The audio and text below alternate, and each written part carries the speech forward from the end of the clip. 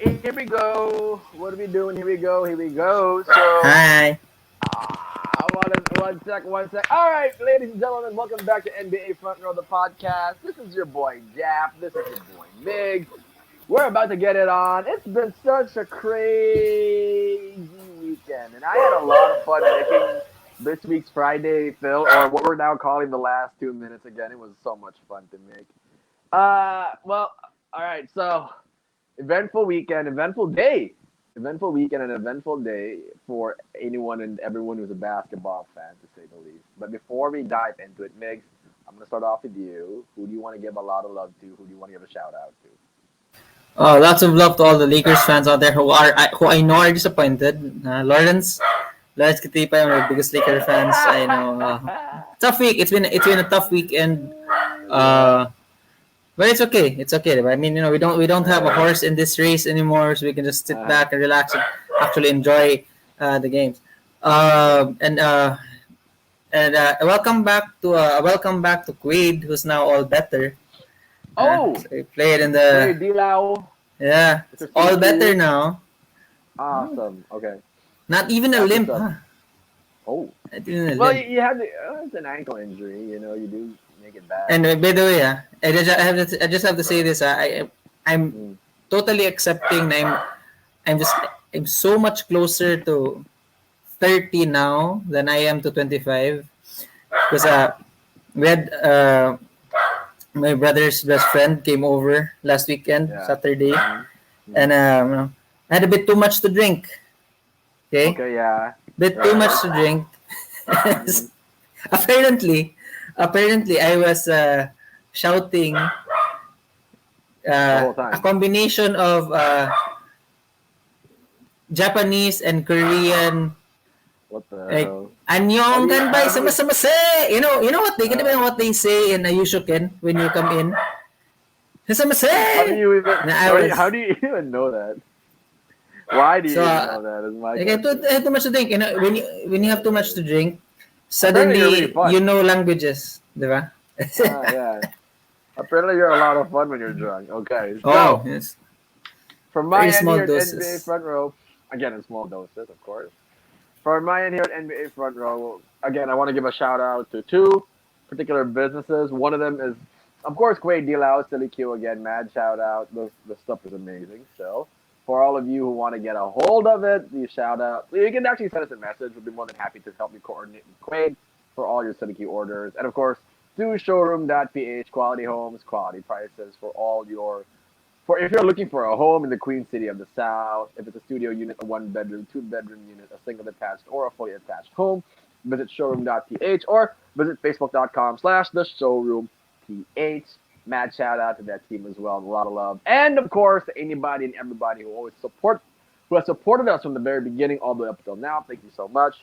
Biggs, let's dive right into it. And like you said, it's been a very long week. All right. I know you wanted to do an episode on the day that it happened, but I wanted you to congest your feelings. There's a saying that you don't really say or you don't really take any kind of action when your judgment is clouded. So I wanted to let it sit. I wanted to let it simmer. I wanted to let it marinate. Now, it's a chance to let all of that out. Now, so what happened? The Lakers got eliminated by the Phoenix Suns 4-2. LeBron James had 29 points. I think about 7 boards and 8 assists, but Devin Booker exploded for 47 points. The Lakers, for the first time in LeBron James' career, he is 14-1. 14-1 in a first-round series. What happened? Oh yeah, so I think that the easy answer would be to say no, because LeBron and AD got injured for most of the season and they didn't get to play a lot together. Did not have that chemistry. They were not 100% heading into the playoffs. I think that's the short answer. That's the easy answer. But then if that can't be the only answer. But that because by doing that, you let them off the hook. Just have to charge real quick. Yeah, no, you can't let the Lakers off the hook, because this season didn't turn out the way they wanted it to be. The way they wanted it to turn out because, I mean, the cracks started to show Yeah. even before the season, diba? So they didn't bring back a lot of their veterans from their They did not do. Yeah, I championship thought that run, was very big. Yeah. and then we've seen it before, Hannah, that when that happens, no, it doesn't always bode well for the defending champs. So if you don't Yeah. bring back your guys, diba? And I think the Lakers greatly underestimated how short the offseason was. I mean, Oh, I I think they think were that. aware of Yeah. it. I think they were aware of it, Yeah. but I think they underestimated how impactful it would be in the way that in how they would have to incorporate all these new guys because you have to remember they brought in two of the top 6 men in the league, so Right. Montrezl Harrell Schroeder and reigning six Arrow. Yeah. man and Schroeder, Mm-mm. who were used to getting major like major minutes on their former teams, diba? True. Like they were important pieces in their former team. So when you try to incorporate players like that who are Yeah. used to playing big roles, Mhm. that you need to you need a full off season and then Right. siguro like 25% of the regular season to just Mhm. fully integrate them to the system because the thing is, I mean the thing with this Lakers team, uh, they did not have a clear identity. I think we saw that, diba? I thought they Because were known as last a year, defensive team. Mm. yeah, but I mean last year they were a defensive team, but they were a defensive team that would beat you up. Were Right. really very versatile. They Right. had all these big guys, and of Mhm. course those big guys work perfectly together when you have Anthony Davis because he's the most important cog of the defense because you can put him anywhere, True. diba? But but Mm. but this year's team they had no identity because you have Montrezl Harrell who's an energy guy, but Frank Vogel didn't really trust him Mm. on defense. Yeah. So there were That's the games very thing. early Uh-huh. there were games very early in the season. Uh, for example, they had a game. I think it was their seventh game against Mhm. Portland, Right. and Montrezl Harrell didn't even play. I think the entire second half because Damian Lillard was just killing him off the pick and roll. Right. So, So so I want to basically what I want to ask here is so were there just too many chemistry problems with the Lakers? Was that what killed them ultimately in yeah, this playoff series? when you have that's the thing. No, when you have your superstars, the chemistry issues would not be such a big deal because then Mm. you're naturally your superstars would have the majority would have the ball the majority of the time. Most of the possessions would go through your superstars, diba? Mm. But then True. when you because they didn't have AD, diba? For such a long time, they didn't have AD in the start of the season. Um, Mm. that provided such a void in the lineup that they had to fill with a lot of Montrezl Harrell minutes. And then when they tried to bring AD back, suddenly I Right. think they found out, these guys don't actually fit well together. They don't, Mm. no, they don't have the complementary playing styles AD and Montrez, Mm. diba? So I mean Mm. it it was it's an identity issue, a chemistry issue, Right. and again, no, Mm. okay, let's take for example Schroeder, because there's a lot of things going Right. on in my head right now, a lot of things going on, man, because there's because no, Yeah, this is a because safe space. Like I feel like a psychiatrist, and I'm just gonna start writing down yeah, notes. Okay, tell me how you really feel. because it's But because before you it's dive into that, Migs, yeah. yeah, before you dive into Go ahead, that, go ahead. I want to give a shout out to Hoops Basketball Legends. I'm not sure if this is your connection or mine, but again, shout out to Hoops Basketball Legends. I heard these guys are one of the best in the business, and yeah, man, shout out to you guys. Thank you so much for tuning into the show. And Migs, dive right into it. And I don't know, are Sorry. Hoops Basketball Legends your connection? How do these guys work out? No, I'm not familiar, but thank you for tuning in, Hoops Basketball. Oh yeah, okay, Thank you, Hoops Basketball awesome, Legends. awesome, Yes, yeah. yeah. Who's Thank you. Basketball Legends, guys? Make sure to tune into their page. They have a lot of great content. They have a lot of great stuff for you guys. Make sure to tune in. Yeah. And of course, to everybody who's watching right now, again, Who's Basketball Legends? Bad shout out to you guys. Thank you so much. All right, Mix, dive into it. Again, I'm a little bit in psychiatrist mode. Go ahead. There's so many things. I'm trying to organize everything here. Okay. Okay. Let's look at their pickups. So they picked up Montrez, Dennis Schroeder, Marc Gasol. Those were the three major off-season pickups, diba? And then I have Wes Matthews, and then so they lost Rondo, Dwight, JaVale, and Danny Green. Those are like the four key pieces that they lost. You just the difference between these two groups of players, no? The new pickups, no? Right. The Montrez and Schroeder. At this point of their career, they're definitely, of course, they're upgrades over Dwight and Rondo. I mean, I think you can't deny that. But the thing is, the difference between Rondo and Dwight was that because they were veterans and because they had the benefit of actually being able to spend a full off season with the team, they knew their role. Like Dwight knew coming in he was gonna be a backup center. Who he was. Yeah. Dwight knew coming in that he was gonna be a backup center. That there will be games na he's not gonna play at all, but depending on the matchup.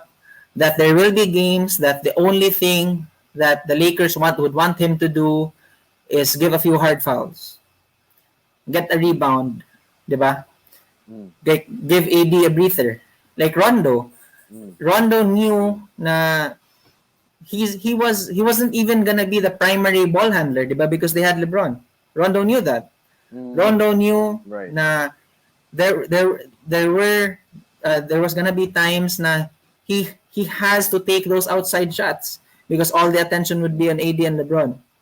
Now you look at this season, you have Montrezl Harrell, again, who is an energy guy, gets you a lot of offensive rebounds, but then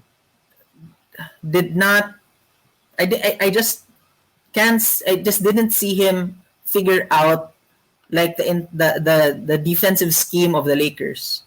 Diba? To be fair to Frank Vogel, one of the best defensive coaches out there, is that he has very specific defensive schemes. Diba? A lot of help, a lot of rotation, and then I just don't think Montrezl Harrell figured that out. And then there were times that you could see Trez trying to force the offense to go through him. I mean, does he have? I mean, as an offensive player, does he have some moves? I mean, he has some in his bag. But then, if you're the opposing team and you see Montrezl Harrell like get the shots, diba? I mean, that's a win for you, diba? And now you have Schroeder. You have Schroeder, who I think it was a mistake for the Lakers to promise him a starting spot just like that right away when they picked him up, because the reason why Dennis Schroeder was such a great sixth man, the reason why he was second in the vote in the votes for sixth man of the year last year was because he was playing a lot. He was playing a lot of minutes against second unit guys, diba? There's a reason why like Jamal Crawford and Lou Williams get a lot of shots because they play against a lot of second unit guys, and then it is a fact that the second unit guys aren't always as good as the starting five. So we kind of saw how Dennis Schroeder is as a starting point guard, and I think it would be an understatement to say that he was very inconsistent this year. Like he couldn't figure out, am I a playmaker? Am I a scorer? Yeah, go ahead. Sorry. Okay. So the Lakers. It was hard because we talk about it a lot offline, and I really hated it when the Lakers lost because now we have to endure a full off season of these ignoramuses online bashing somebody for for whatever reason, LeBron James gets so much criticism more so than the Suns won. I was like, what the hell, man? Oh man, it was so funny like watching so many people online, and I don't get it. I felt bad for the Phoenix Suns because at what point, if you're a Suns fan, do you feel that there's so much injustice to this whole series win? Did the Suns not win it, or did LeBron? Because a lot of people were saying like LeBron James lost it more than the Phoenix Suns won it, and I thought that is just really unfair. I'm looking at it from a Lakers perspective, not a LeBron James perspective, because one man does not make a team, but over the course of his entire career, LeBron James has somehow, some way, managed to just do these unbelievable things where he would lead a crap shot of a team somehow to the finals when he was in Cleveland and then now with the Lakers. But it seemed like such a daunting task up against a really prime and ready Phoenix Suns team. So what basically happened? You touched on it a lot. Number one thing that I really noticed when they took the floor against the Suns in the past 2 or 3 games was there are a lot of chemistry problems. That cannot be denied. Say there are chemistry problems. That is true. You hit it right on the head. The Lakers and the Heat arguably had the shortest offseason because they were playing in the bubble. The other teams had time to really regroup, strategize, so on and so forth, even gain more energy, gain a lot of rest going into the now season. Now, that's not an excuse. What I'm saying is, not only did they have a short offseason, they were absolutely hammered by COVID, by injuries. And I'm not saying that that's an excuse. What I'm saying is, ultimately, that showed in the playoffs. Why? Schroeder, coming from Oklahoma City, was a backup point guard. He was thrust into a starting role, which confused me because the success or the formula for success with the Lakers was their starting lineup last year, which was very dominant. LeBron James, Cantavius Caldwell-Pope, Kyle Kuzma, who has just been so wildly inconsistent. There are games where he looks really good. There are games where he looks horrible. But for the most part, the end of the season this year, he was horrible, just downright horrible. And then you had Anthony Davis and or Markieff Morris. I thought that was the winning formula.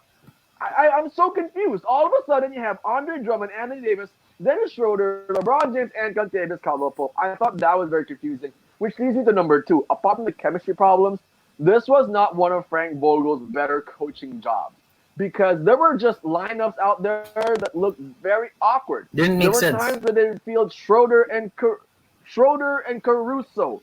Schroeder, Caruso, Matthews, Caruso, Pope. Why are these three all in the game at the same time in a playoff elimination game? So, I mean, I get Anthony Davis is not there, but again, you have a formula. It would have made more sense if it was Drummond, Markieff. Markieff barely saw the floor in this series, which confused me a lot because Morris was so big for them last year. And then Marc Gasol, who, to be fair to Marc Gasol, he was very good for them in this series. Above par from anybody's expectations because, to be fair to him also, nobody expected him to be an impact player in any way, shape, or form.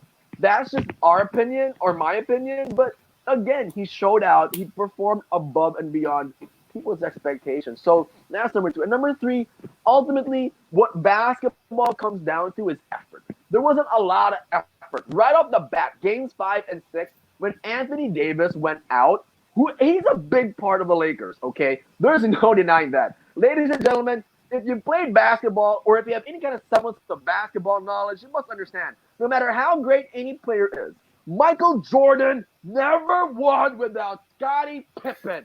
He never won without Phil Jackson coaching. He never won without all the other 3 guys on the court. Get that straight through your puny brains. Same with LeBron James. He's not going to win by himself. It's impossible.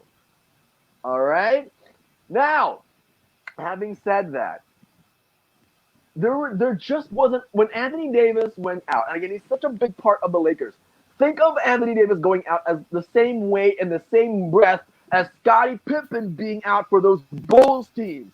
He's that big. He's that big of an impact player. Scottie Pippen not in Chicago. We've seen what that looks like for the Bulls. Okay? But also we've seen what the Bulls look like without Michael Jordan.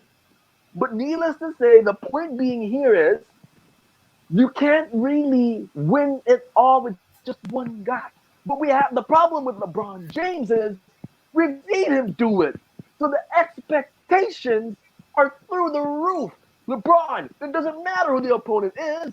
Your fans, the people around you, the haters, they're putting you under a microscope and they're going to say, do what you did in Cleveland as if he can do it on cue. Ladies and gentlemen, he's a human being. For once in LeBron James' career, he is human. He looks old. He looks like he was gasping for air. And that's fine. That's fine. He's a human being for once in his career. The godlike persona of LeBron James has a kink in his armor. He's mortal.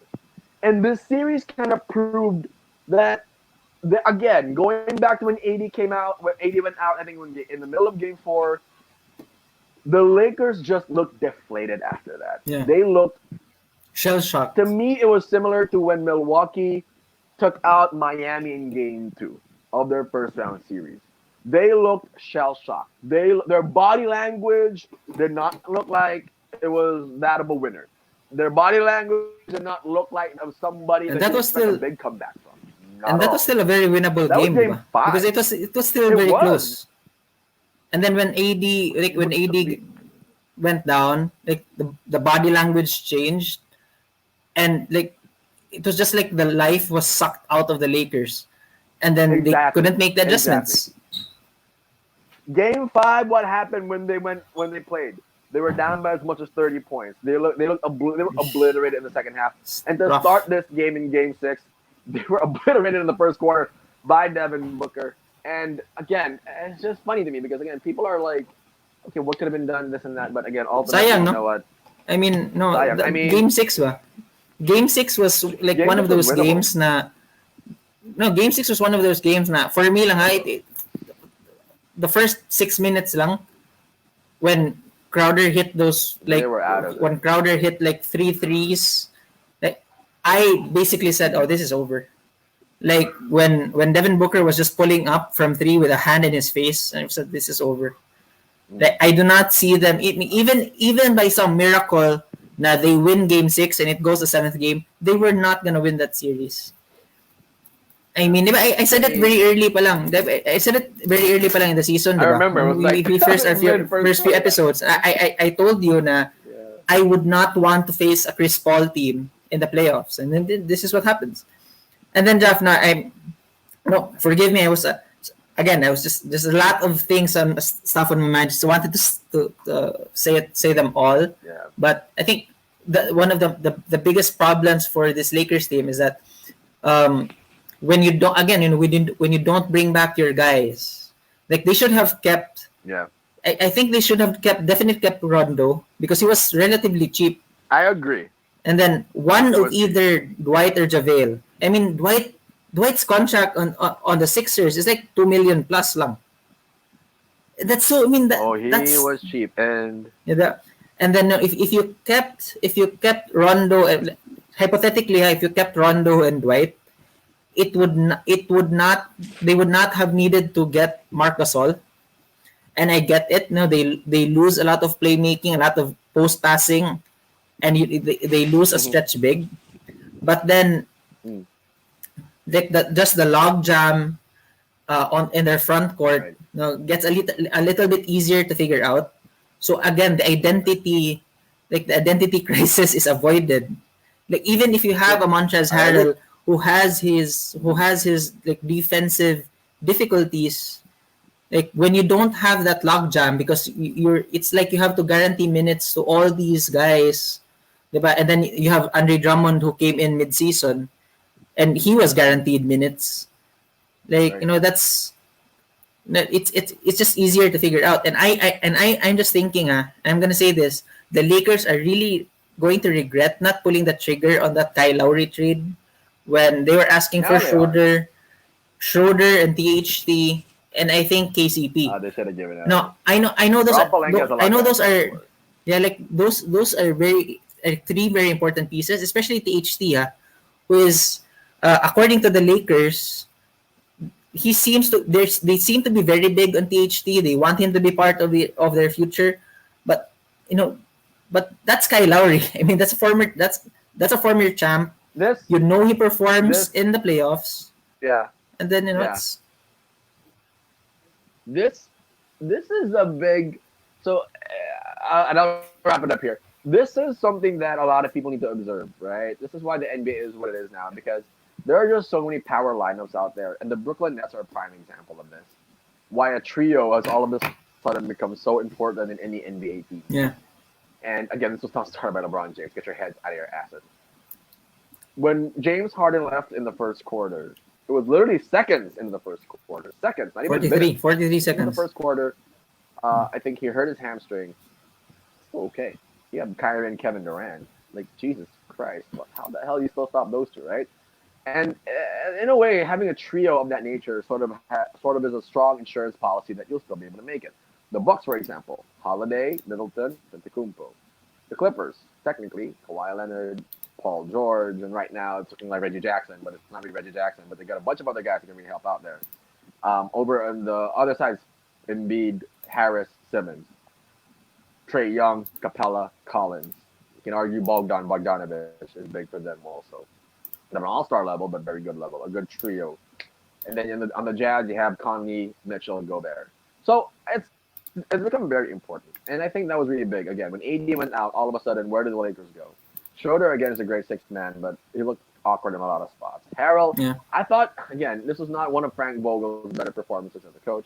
I think that the Lakers will have a lot of adjusting to figure out, especially with their lineup, because their lineup looked like the pieces that needed to fit, the pieces that would fit a Frank Vogel system. High on defense, don't really need they don't really need a lot on offense, and it worked out for them. They won the chip last year. Now, Yeah. Aside from that, moving on to the other game today, the other LA team managed to win Game 7. Talk to me about what were the key observations with the Clippers and the Mavs. I mean, that would have been such a consolation for Lakers fans, no? Na, okay, at least the Clippers didn't make it as well. But then now they're in the second round. Um, it was a very anticlimactic seventh game, no? Because the Clippers were up right from the start, and they looked pretty dominant this game. And my dad kept talking about it, na, diba, this was a series where like the road team has won the first 6 games. So A very weird series. very weird, very unique series. Very unique But series. then my dad kept saying na, no, you have to play the averages. Like, what are the chances na the home team never wins, diba? I mean, on the seventh game, like the chances of the home team not winning is actually very small na. Because, I mean, that's... And then, it would have been such a comeuppance for the Clippers if they lost, no? Considering that they tanked their last 3-4 games Here's what I want to say. to avoid the Lakers. I mean, I want to get this out of the way. Especially to Yanni, who's watching. Yanni Lim, of course, one of our good friends and an avid basketball fan. When we play together, he always wants to pretend that he's better, but he's not. So, Now, I was so mad. Not really mad. I always laugh at these people who always want to jump the gun and ride the wave prematurely. So what am I referring to? A lot of these people were talking about Luka Doncic. To be fair to Luka Doncic, I think he really is the second coming of LeBron James. I really do. This kid is unfreaking believable. And I know a lot of fans are out there, they're going to be mad and say, no, he's better.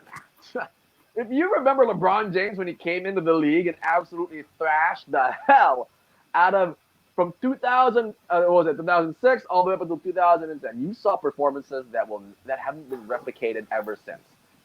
Just absolutely have never been replicated ever since.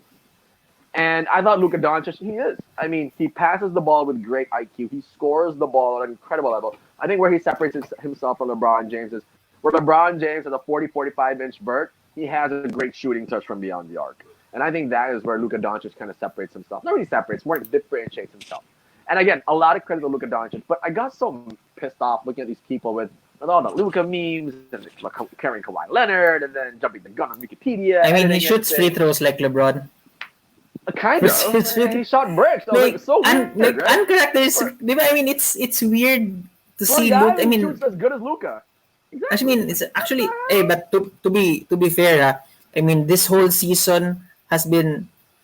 I mean, he doesn't actually have he doesn't actually shoot that high of a percentage from three. It's just that all his threes are like very pretty to look at because it's always off a step back, and it And always it's seems always to be a big looping high shot. into the sky.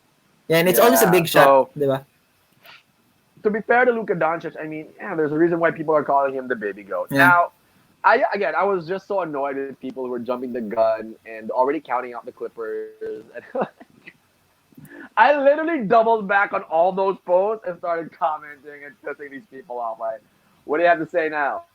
So word to the wise. It's very petty. Word to the wise. Word to the wise. Bragging is the fool's form of flattery. So I never It's brag, just, di ba? You can it's never so hear me brag stupid. on this show about the Lakers. That's why. I was so like, okay, hold on, wait a sec. See, I'm not a big super fan of the Clippers, so all those who are watching, don't get me wrong. I like Kawhi Leonard, I like Paul George. Again, I think they are an overrated and they're over and underrated at the same time. Overrated in the sense that are they a championship team? So many people peg them to be. I think that they got ways to go. Underrated in the sense that, well, a lot of people think that they have a great defense, but they don't, but they actually do. And I thought that Game 6 was such a prime. Games, I think 5 through 7 were very, very pivotal for the Clippers. Why? It's the same. So when you are in a series and the teams look super even, and one team sort of figures out what to do, Yeah. I think that's super big. And I thought when the Clippers outscored them by like 50 points, I thought they Turning figured it point. out. And I mean, that was a turning point. And yeah. Game 5 to me was just magic. Like that was Luka magic. I think the Mavericks won Game 5, right? And then the Clippers go back into Di ba Dallas we and talked win about Game 6. this? Di ba we talked about this? Like, you know, the Mavs are really gonna regret. Like Rick Carlisle is really gonna regret pulling Luka Doncic out of that first quarter in game. But I think it was game 3, di but he ba? has to. He has to set him and Yeah, but I mean, rest. He doesn't have a choice. but they had their foot on the Clippers' throats, and then he subbed him out, and then Clippers went on like a 19-0 run to But close this is out that where quarter, I and think didn't look yeah. back. Got confidence. Reggie Yeah, Jackson got a lot of confidence off that game. oh man, Reggie Jackson. Apart from Kawhi Leonard's epic Game 6 Yeah. performance, Reggie Jackson was monumental for the Clippers. And I swear, because I was watching the Reggie game a little fucking bit. Jackson.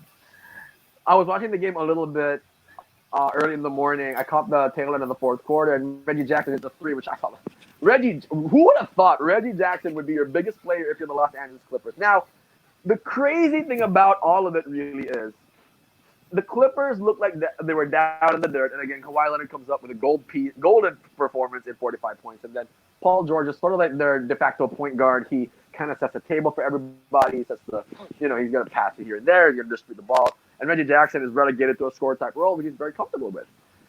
And I thought that the Clippers, man, I mean, all those haters talking about Luka Doncic, like, what do you got to say now? Like, what do you have to say now? Well, I was like, you just don't do that. Like, can I just Kawhi Leonard's on the other side. Yeah. Can I tell you another consolation that I had from this series? It's that this series really showed that Patrick Beverley can't play proper defense. Can't play proper defense on a good team. He can't be your starting point guard, diba? And that he's actually very overrated as a defender. Very, very, very overrated. Every Laker, yeah, I would say that. But again, I also agree. I'm not a Laker fan, but I would agree that Patrick Beverley. Yeah, I mean, unless the matchup fits, Patrick Beverley isn't your A1 defender. He's not your top defender. Not Shouldn't be. The imagination. Shouldn't be. And then I think, yeah, go ahead. Sorry. I think Reggie Jackson did a little bit because he has more size. Ultimately, Patrick Beverley is a really short guy. Like he's like 6 feet. But Jeff, is this gonna be the birth of like another version of Reggie Jackson? Because then we have like corner row Melo, headband Melo, and hoodie Melo. Do we now Now we have get Visor goggles Reggie. Reggie Jackson, like Visor Reggie Goggles Jackson? Reggie. Visor Reggie, yeah. No, I think it's like, okay, so Reggie Jackson to me, he's earned everything that he's earned all the praise that he's getting now.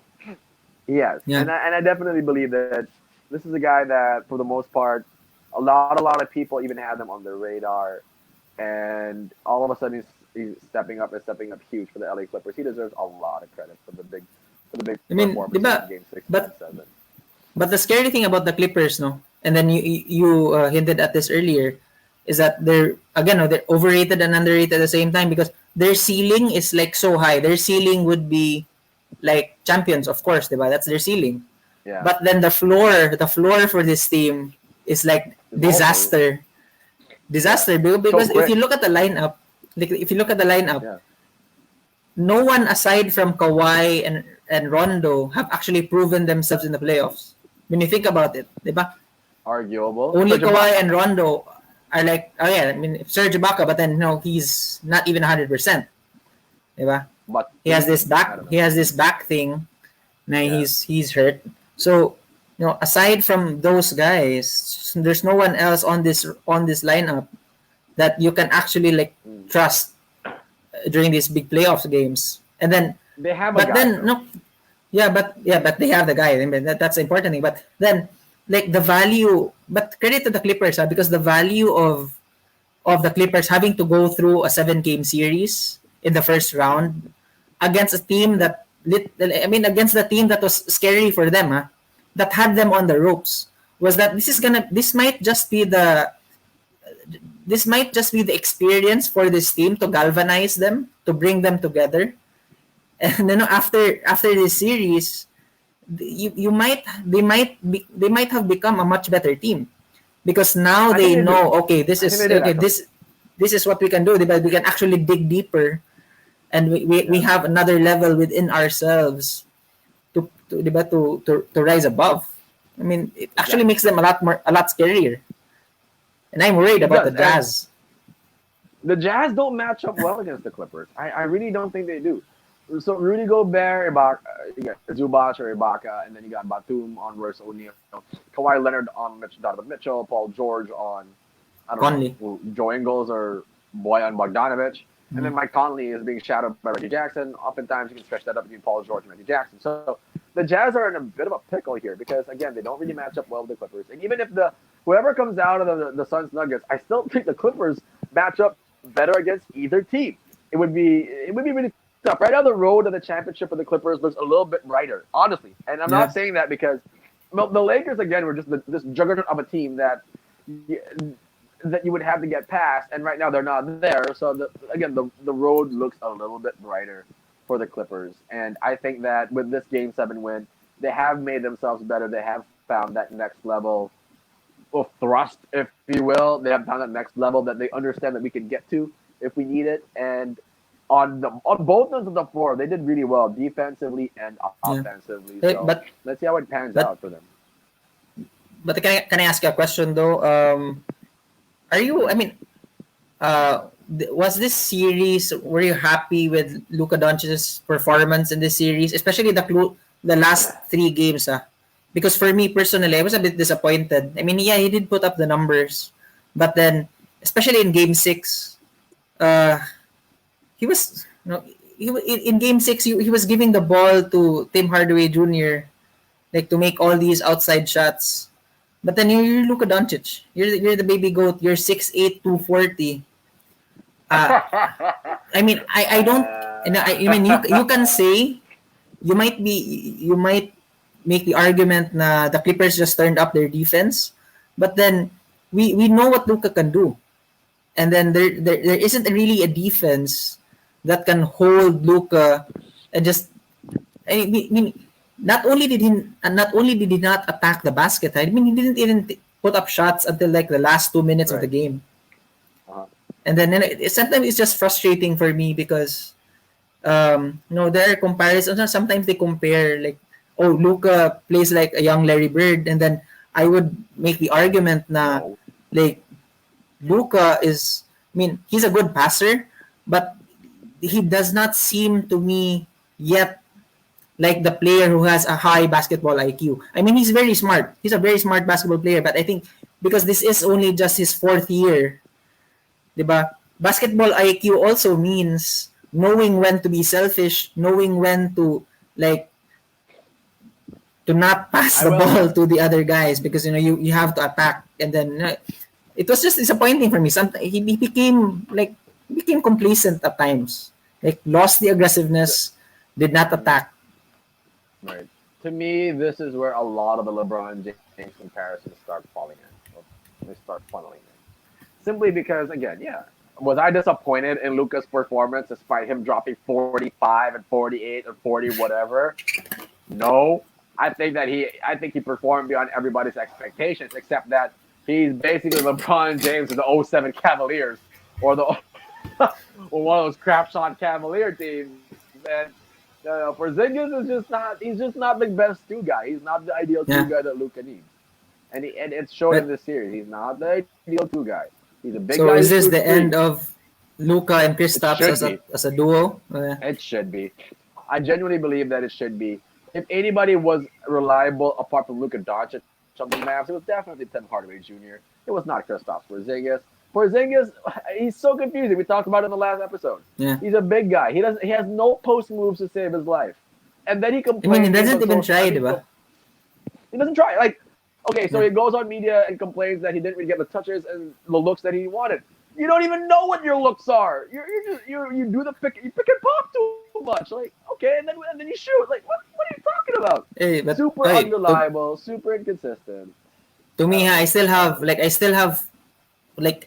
some Kristaps stock. Like I'm still on Porzingis Island a bit. Because I mean, to be fair to the guy, he has been hurt a lot of times in his career. I think there is a mental aspect to this hesitance to bang down low. I mean, he's not the strongest guy. He is seven yeah, three, but but Migs, he's like real yeah, thin. So I even think there's a lot before of those injuries, yeah. even before those injuries, he already played like this. This was his Wait, I identity. This was mean, stretch four. when he was in New York, he was dunking over guys. He was going after a lot of Yeah, like on the going after break, on blocks. off the perimeter drives. That's the thing. That's the problem though with Kristaps. So, I mean, are you good? If you're Luka Doncic, are you going to give the ball to him on the perimeter, being defended by Kawhi Leonard? I don't know if you noticed that he was being And defended by Kawhi Leonard. yeah. Are you going to win that matchup? No. If you're Kristaps, no. Are you insane? If he And thinks he diba, does, you even that's the problem right there. Yeah. and diba, it was so bad for the Kristaps factor for the Mavs was so bad that you even pointed out na wow, Boban is actually becoming a factor in this series. I thought Because Boban was more they effective had than no Kristaps. other like yeah they had There's really no other no other backup options as bigs. I mean apart from Tim Hardaway. Max Kleba was okay. Kleba was Not bad. okay, but then Serviceable. the but but Rutenberger the was also very yeah serviceable. but the Boban factor I mean he was good for those stretches na he was in. Eh, the only thing I would want I wish Boban would do is like he should be a lot meaner and just Oh, imagine if he played like bang guys Shaq. down low, bang Boban down is too low, soft. power it through. Boban is ridiculously soft. Like I Too don't get it. nice. You're 7'5". Just I think move it's just people too out of the nice, way in Jeff. the paint. He is too nice. Like okay, there was a play I think that first of all the Clippers need to jump really high. They can't just like stand and raise their arms to defend Boban. He's just gonna go straight up and dunk it on you. I thought that he's not. He needs to learn how to be very physical. He needs to learn how to Yeah. just absolutely muscle people out of the paint. I think he needs to really learn how to use his size and his length because, for the most part, if a ball goes off the rim and it's within the paint area, Boba just needs to raise his arms. The ball will probably land in his area and then pick the ball up and just put it back in. He's that big. He can be that good. The problem is he doesn't do that. So, a lot a lot that needs to be desired when you're talking about Boban Marjanovic, really, and that's going to be a problem that the Mavericks will need to solve because right now the biggest question mark for the Mavericks after being eliminated heading into the off season is okay, who is Luka's number two? Who is the number two guy? Because Tim Hardaway is not a bad three guy.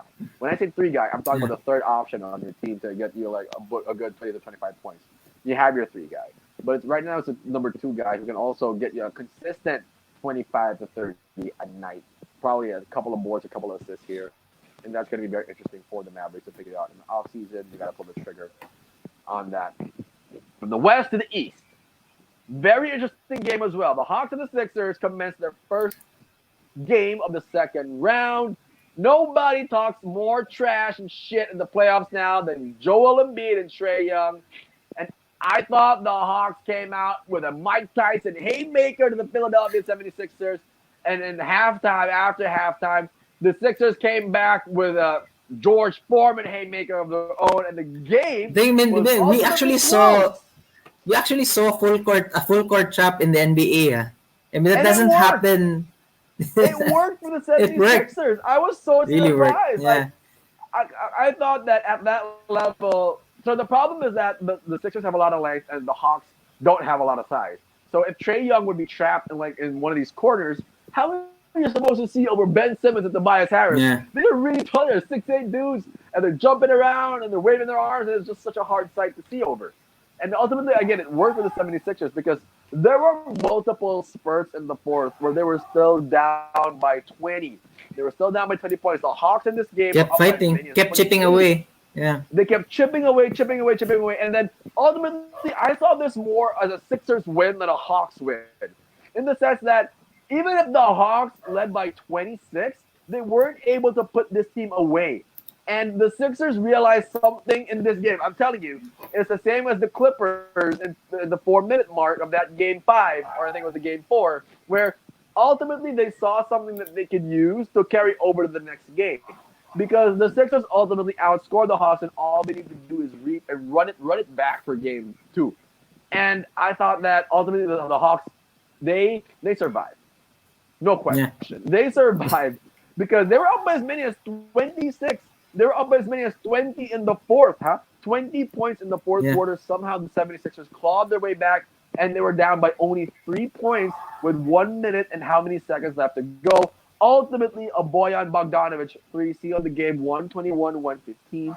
And the Hawks, again, escaped. Migs, what were your key observations from this game? And by the way, Matt, shout out to Henry Kim, who says hi. Hi. Hey, okay. Now, I don't know if you've noticed, but there's been a trend during these playoffs. Now, there are games na first quarter pa lang, you kind of figure out, oh, okay, they're gonna win this, diba? The Milwaukee, the Bucks Heat series were like that. Like the first quarter pa lang, you kind of knew na. And then the last 2 games for Suns Lakers, and then even the Nets Bucks, diba? Yesterday, Sunday, and then this game. Hawks Sixers. First quarter pa lang, you kind of figured out na, not only did they make a big run, but they they looked dominant at times. The Hawks offense looked dominant at times. Like Clint Capella is such a lethargic. Yeah, first half. Like Clint Capella is such a lob threat na defenses are confused whether they should help or rotate after the pick and roll. If Rudy Gobert is the number 1 pick and roll guy as a screener, Clint Capella would be like number 1.5. They're really good. True. It looked like dominant at times, and then the Hawks offense just has lots of cuts. And it starts off as a simple horn set. Right. Like it's deadly in its simplicity, in the sense that it's always like a horn set. Someone cuts off from the weak side, and then like when everyone's so worried about Trae Young, that again he has that Stephen Curry like aura about him. Like, he's such a magnet. Yeah. And then when they kick it out, they force you to close out on their shooters, and then it's just one fake and a dribble, and they're wide open. Every time. That's what happened with Bojan, diba? It worked out so well for the Hawks, and they also set a record, by the way, with 23-pointers. So this is what I'm saying. The Sixers took their best shot. You're probably not going to see the Hawks shoot 23s in a game again. The Sixers took their best shot and almost came out of it. Even with the Hawks shooting 23s, I've never seen the Hawks shoot 23s, And the Sixers still managed to keep it close. Again, it's another team taking the team's best shot, and be on the lookout because I think the Sixers realize that mentally, I think the Hawks are in a little bit of trouble because again, these are those kind of games where you realize something is there and something is not. And ultimately, if you're the Sixers, you realize something is there for us to work with. Something is there for us to work off of and take into game two. That's just what these series are all about, really. What can you take from a game to game and make sure that you apply it so that ultimately you win these games and when it matters the most. So the Sixers, they found Steph Curry was big. And, oh, Steph Curry was super big. Super. Tobias Harris too. Joel Embiid, again, I think he looked a little too lethargic. I thought that he wasn't really present mentally. He looked a little lost to me out there on the court a lot of times. And ultimately, again, the Sixers gonna be a fun series to watch, super fun series to watch. And then also we got the Bucks Nets and the Suns Nuggets. Those two games are gonna be super fun to watch as well. But again, going back to the Sixers, what are the key things that the Sixers can really take from this game? Because they're not going to full court press the whole game in game two. We're not going to expect that. But ultimately, what was the one thing that you feel they found that they can carry over to game two? Yeah, I think they're kind of figuring out na Matisse Thybulle is actually a very good matchup for Trae Young because Thybulle is an awesome defender. Make a lot of length. And I mean, he doesn't take away a lot from the offense because he's good enough. I mean, he's not as good as Danny Green as a spot-up shooter, but I'd rather go for a Matisse. Yeah, like I'd rather go for Matisse Thybulle because then you have that athleticism. He's very switchable. Yeah. And then I don't know about you, but sometimes I'm beginning to question a lot of like Danny Green's shot making. I mean, a lot of his decision making, a lot of his shot selection. I mean, he pulled up for a transition 3 earlier.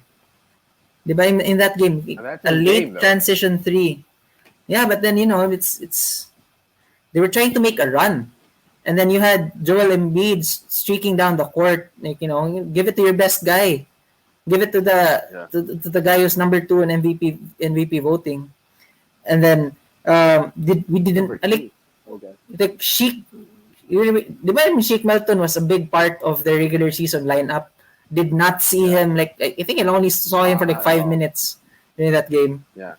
So I think Sixers are really trying to figure out the best matchup for Trae Young. At times it was Tobias. I mean, at times it was Tobias Harris. At times it was Ben Simmons. I think Matisse Thybulle would give him the most problems because of all that length and that athleticism. And I mean, Tybulle's a young guy. He wants to prove himself. So put him on Trae Young. But the thing is though, and it worked. Yeah, it worked. It worked. But the thing is though, the Hawks do such a great job of hiding Trae Young on defense. Now it's actually very difficult for the Sixers to get him on a switch. Diba? Because somehow I think that because somehow when Ben Simmons gets matched up on Trae Young on offense, like pag abot pa lang ni Trae Young, when Trae Young is there, help is on the way right away. Like they double him right away just so that they can cover for Trae Young. And then credit to Nate McMillan, huh? I mean, credit to Nate McMillan. He turned this team around. Like, Jesus, I mean, we thought they were out of the playoffs at one point. Oh, my God. And then we had an argument about Trae Young and Luka Doncic, which turns out to be one of the better draft trades in NBA history because both guys, with Luka Doncic's performance in the first round, and right now the way Trae Young is playing, you can't really say that either trade worked out for the team. Both were 50. But hey, your teams are doing. I have to say Trae Young definitely has the better floater. He has the teardrop game on point. When he drives, man, he's. I mean, it's crazy how. It's crazy how good he is. Like he makes great defenses look really average. I mean, he's going up against. This is the second series in a row where he's going up against one of the quote-unquote best defenses in the league. Diba? New York was known as a great defensive and New York was known as a great defensive team. And look what he did. I mean, he toyed with them. And then, diba, look at his performance earlier. I mean, I think, I think we're still a very, I think he's still very um, underrated Appreciate it. as underappreciated, underrated as an offensive threat because I think he's just starting to unlock like the true potential, his true potential. Because I think when he figures, when he really figures out just, and he's starting to figure it out now, which is scary. But I think when he just gets it on point, ba na, okay, now I'm gonna take it easy for the first 3 quarters, and then in the fourth, and then I'm just gonna go off on you. Man, he's so scary. He is. He's again. That's why I was so high on Trae Young coming into the season and into the playoffs. Well, again, when we had that conversation between him and Luka Doncic, is because again, he's one of these. He's a very creative scorer, despite him only being like 6 or 6'1". He's a very short guy. And again, credits to Nate McMillan because he does do a terrific job of hiding Trae Young on defense. And he probably does it better than Steve Kerr on the Warriors or Stephen Curry. If you notice with the Warriors, they always try to hide Curry on defense, and ultimately teams just keep hunting, which I think the Sixers need to do a lot more of in game 2. They really got to hunt down Trae Young, look for those mismatches, pin him off these screens, get him on switches, and see what happens. Because ultimately, once you cut off the head of the snake, I don't see anybody else on this team apart from Boyan and Bogdanovich even, and that's already a stretch to say, coming up big for them in game. I mean, is DeAndre Hunter hurt again? Because I did not see DeAndre Hunter earlier. Is he hurt again? Ineffective, I think. He's not hurt. I think he's just very ineffective. I don't think that he has found his rhythm yet. He had a DNP. He was actually a DNP. I'm not sure. Yeah. That's interesting because if DeAndre Hunter comes back and he matches up against Ben Simmons, then all of a sudden it's a different ball game. So, I mean, he has dubbed the claw of the East. Let's see if that. And I think we have to mention like John Collins was really good earlier. Like he also that lob from Trae Young, diba? Like that sealed the game as well. That was high in the sky. That was up there. Like wow, he got up for that, right? So they're the Hawks, they're the Birds. They gotta fly, and they did in game 1. Congratulations to the Atlanta Hawks. It was one heck of a game. We're looking forward to a lot more crazy games in this playoff. But before that, let me hit you up with Let It Rain right here. Where is it took so long. I hate it. All right. $1 million question time again. Our $1 million question is sponsored by Showroom.ph. If you're looking for a home again in the Queen State of the South, make sure to head up Showroom.ph. Visit the page, face.com/theshowroomph, or visit the website, Showroom.ph. Now, Migs, here is the $1 million question. Over the past couple of days, Damian Lillard was quoted by saying, or he quoted a Nipsey Hussle song, which basically asked, how much longer should he maintain his loyalty? Could we possibly see Damian Lillard move on from the Portland Trailblazers? Oh, he should. I mean, but I'm asking, will he? I mean, okay. First of all, that's the bigger question. He should. He should. Right. Because now, I mean, he's given everything to this team, to this franchise, and diba? I mean, it's the worst thing, diba? I mean, loyalty in basketball is very overrated, because then if players are truly loyal to their franchises, then we would see a lot of players just waste away on bad teams. Right. And we saw too much of that in the early 2000s, in the 2010s, diba? And again, we don't want to see another KG. And in this Damian Lillard situation has that potential. He has potential to be another KG, wasting his prime years on a team whose ceiling is like first round, second round. They were first or second round, and then they got to a conference finals that 1 year. Diba? Yeah. And it is super hard because and their playoff exits, their playoff exits are never it never goes to a game 7. It's never really close. It's always a 4-1, 4-2 thing. They keep getting bounced by really good teams. They keep getting bounced. They either have to make a very radical roster change where they just get another guy and then spend all this money on getting another guy, or Damian Lillard says, "Okay, I want to thank the Portland Trailblazers franchise for everything you've given me, the city of Portland, but then I have to look out for myself." I mean, this is what his ninth year in the league, 2009 guy, diba? But I mean, Yeah. it's He's been in the league a while. yeah. So Been I in the league mean, a while, bro. and he's not getting any younger, and plus, like just the load that he's carrying for the Blazers. I mean, Yeah. how many years? I mean, how many more seasons of this version of Damian Lillard are we really going to get? Diba? Because if Right. this is the load that he's gonna be carrying for the next 5 seasons, diba? Yeah. I mean, he's It's gonna eventually be going to tough. break down. So Yeah. For sure. I'm And saying yeah. he should, but would Yeah. he? Man, I wish he would. Ultimately, I think that the Blazers have a very interesting offseason ahead of them. And it's really that, can they structure a winning team? Can they structure a good enough team around Damian Lillard, because that's their franchise guy? I don't think Damian Lillard leaves. Ultimately, I think he's very loyal to the city of Portland, and he will stick it out with them through thick or thin.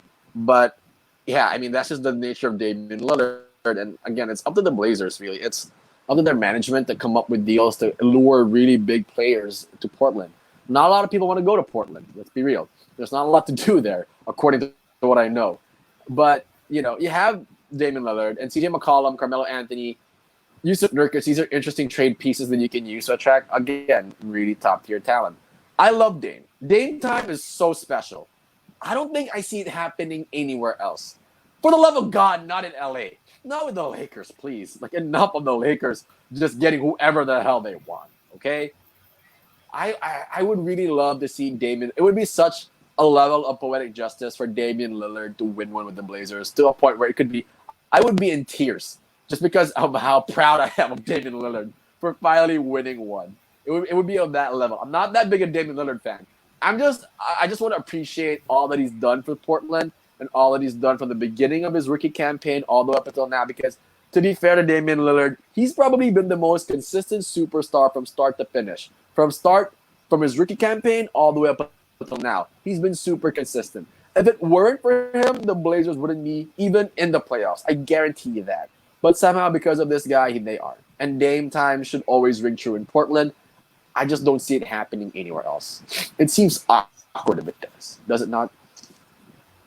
Yeah, I mean, it's the same thing with when Tony Parker left San Antonio and went to Charlotte, diba? It just didn't look right. It looks so weird. Yeah. Like, why is Tony even still playing? They retired, bro. even James Harden, diba? Even James Harden, when he moved from the Rockets to the Nets, like for the It looked weird at first. for the first couple of months, diba, didn't look It right. didn't look right. So I mean, Didn't look right. yes, but but the thing is, diba? I mean, no one would blame. I think he would be the most sympathetic superstar now if he moved to, even if he moved to a team like LA, even if he moved to a powerhouse like Phoenix or Denver, or like realistically, but I don't think anybody would blame him. yeah, no one would blame him. No one would be there. There would be no, like, there would never be any like Damian Lillard slander. Backlash. Because if anyone, There wouldn't. like, no backlash, because if anyone deserves to be on a better team, if anyone deserves to be on a super team, it's Damian Lillard, diba? And the thing is, the great thing about him is he can actually be the number one guy on a super team. I mean, that's how good he is. That is Diba? true. With Damian Lillard's talent. Yeah, just imagine how good he would be if he had actual help. Because I don't care what people say about CJ McCollum. Oh, he's pretty good. And yes, he is pretty good. But then he is just a 6'3" 2 guard who doesn't defend, and then who always seems to get hurt every season, and then disappears during sometime even last year during the bubble. I forgot that there was a CJ McCollum playing against the Lakers. I had those feelings too. Like, where is CJ McCollum? Yeah, so I mean, if anyone deserves help, or if anyone deserves to move to an actually good team, it's Damian Lillard, definitely. For sure. For sure. And it's going to be a very interesting offseason for the Portland Trailblazers. Let's see if they do get him the help he needs. And that's the $1 million question, which means that's it. Fun show. Start off your Monday. Start off the week that is. So for everybody here at NBA Front Row, the podcast, again, it's your boy Jaff. It's your boy Migs. Migs, any parting shots? Anybody that you want to give a shout out to? Oh, yeah. No, Lakers fans, it's okay. Again, this is how I started the show. This is how I'm going to be ending the show. It's okay. Yeah. No, again, we don't have a horse in this race anymore, so we can actually just relax and take it easy, diba? Yeah. And but and then to all the haters and the bashers, like, just the thing, I mean, as Lakers fans, we're used to a certain standard of play. We're used to getting to the playoffs. We're used to going to the finals, and it's such a big. It's just funny for us to see how big of a celebration like the Suns fans and the Jazz fans make for making it into the second round. I mean, when we made the second round last year, you didn't see a celebration from us, which speaks to the things that we're used to. Like, we're just used to it. Just saying. Have to say that. For sure. For sure. From my end here at NBA Front Row of the podcast. For sure. From my end here at NBA Front Row of the podcast, again, I want to give a mad shout out to Silicube by Quade Dilau and showroom.ph for all your home needs. Make sure to drop by the Facebook page, facebook.com/theshowroomph, and of course, www.showroom.ph. This has been Jaff. This has been Migs. We're coming back to you guys on Wednesday, and make sure to keep an eye out for the last 2 minutes by the end of the week. Sorry, it's going to be a whole lot of fun. Again, this is Jaff, Migs. We're out. We'll see you guys.